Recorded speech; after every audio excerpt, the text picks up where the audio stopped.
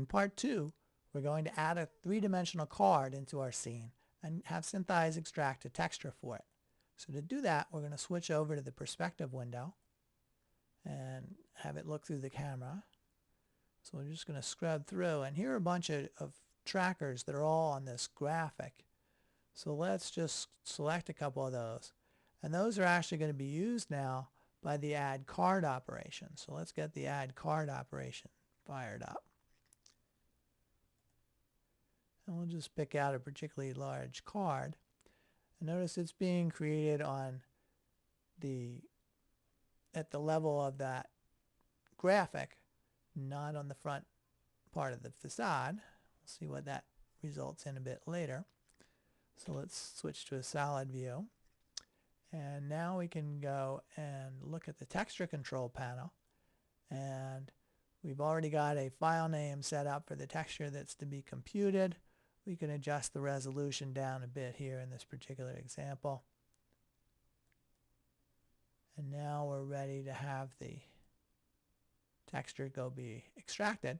And SynthEyes is running through the entire sequence of images to produce that texture. And now here it is.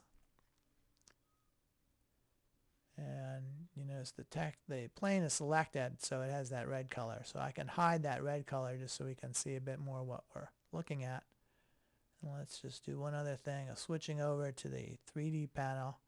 So I can just hide and show that plane again. And you'll see this is in the original imagery. There's a whole bunch of little noise sort of stuff that is not present in the computed texture. So the computed texture is a lot cleaner. Now one thing you will notice though is that there's this artifact up here that is actually due to this post. And the post is moving across the texture that we're computing during the length of the shot. So it's getting in the way and messing things up a bit. And fortunately in SynthEyes there are a couple things to do about that. So what let's do is go down and select a couple of the trackers at the base of that pole just so we can see where they show up in the other view. And I apologize, the capture window has to be a bit small for this. So the texture panel I keep on having to move around. So let's go and drop in a cylinder right over top of those trackers.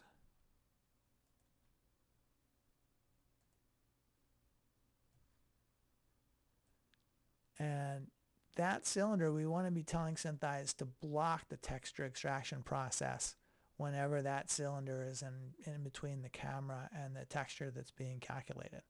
So we just adjust that particular setting there. And now let's go back to our card. And now we're ready just about. Let's make it a little more easy to see.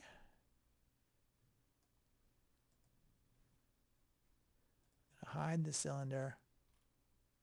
Let the card be shown. So here's the artifact up there.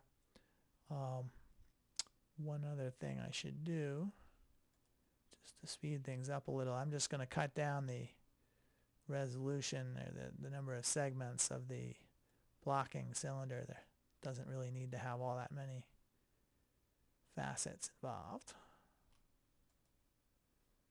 So now that just saves a little time. We'll let the texture extraction process run again. And now it's going, and it's basically ignoring that texture extraction process whenever that cylinder is in the way. Now we could also set up a garbage mat to block out that portion using the SynthEyes roto capabilities. Depending on the situation, one or the other may be easier. Here I just wanted to show this cylinder technique. And once we do that, now you see that we have a much cleaner looking texture that we're ready to do something else with. So that's it for this